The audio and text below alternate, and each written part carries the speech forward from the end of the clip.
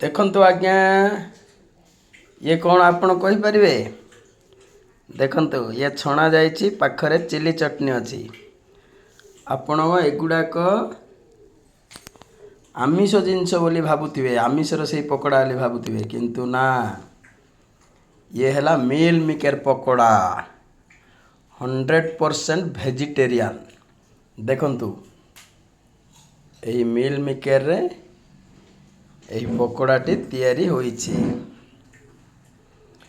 एही मिल मेकर को प्रथमे गरम पानी रे सिझाई देई ताको कौनसी एक पात्र रे छाणी देबे। ठंडा हो सारा पर एगुड़ा को 2 पीस 3 पीस लाखे करेंगे। तापरे लुण मरच गुंड हल्दी गुंड मसला गुंड जहाँ पकार अच्छे आपण पकातु। टिके आरारोट टिके बेसन पकाई आकु छाणु, मन भरी खाई उपभोग करंतु। ये हैला मिल मेकर पकोड़ा।